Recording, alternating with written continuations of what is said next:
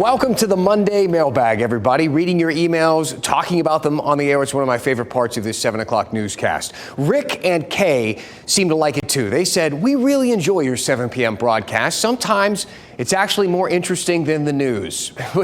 This just kind of cracks me up, guys. So Rick, Kay, this is the news.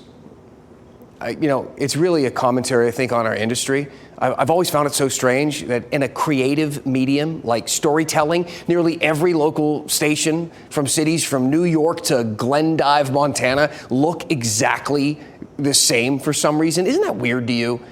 But I'm glad that you're noticing the little things that we're trying to do differently here at 7 o'clock. One of the things we do differently is that we spend more time on certain topics. We go in depth. We did several pieces on the future of automation in manufacturing and farming and pretty much everything else. Modern manufacturing does look like science fiction in a lot of ways, and it's putting us in a bit of a conundrum.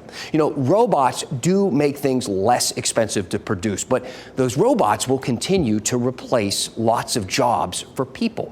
Chris said, for me and my family, it all comes down to what price we pay at the store. Everything else takes the back seat. The way the economy is going, it's to the point where I need to do what's best for my family and not worry about others. So this is the selling point, right? Companies say offshoring keeps prices down. Automation will help to keep prices down. They say tariffs will raise prices. But the truth is, none of these things are the primary reason for the price that you pay. I'll explain it like this.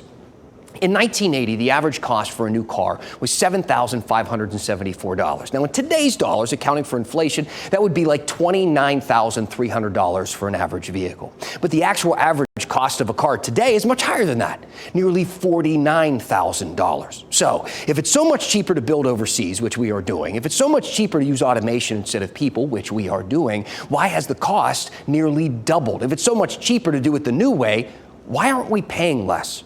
Well, perhaps it's all the new tech in modern cars. The Oldsmobile Cutlass didn't have a backup camera. Or maybe it's all the regulations around safety and the environment and that sort of thing that didn't exist in the 80s. There are lots of little factors like that. But at the end of the day, it comes down to supply and demand. Cars and everything else cost about as much as you are willing to pay for them. So when a company finds a way to cut costs, that savings doesn't typically bring down the price. It goes to the company's growth or to the financial rewards for executives and shareholders. What I mean is, if Ford discovered a way to make a car for 1 cent, they'd still charge you about as much as they possibly could for that car. Think about COVID and grocery stores. Remember, that started with the panic buying and the supply chain issue. So supply was down, demand was high, and the prices went up. But when supply chains stabilized, the prices didn't come down, did they? If people were willing to pay $4 for a bell pepper, why would they drop the price to $2? To be nice? The FTC investigated this and found that large grocers took advantage of the pandemic supply chain disruption. The report found that dominant firms used this moment to come out ahead at the expense of their competitors and the communities that they serve. Amazon, Kroger, Walmart, Tyson, Kraft, and others, they all brought in record profits. Think about that. When the government made everyone stay home, pumped trillions of inflationary dollars into the economy, even closed restaurants and made us more reliant on grocery stores than ever, the FTC found that some firms seem to have used rising costs as an opportunity to further hike prices to increase their profits. And profits remain elevated even as supply chain pressures have eased. So all this to say, just because robotics and automation can lower costs doesn't mean that it's going to lower prices, but they will continue to replace workers.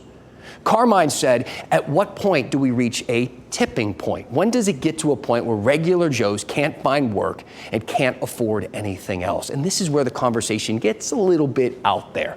Because if automation and AI did reach its potential, as some people see it, the world would start to become unrecognizable in a lot of ways.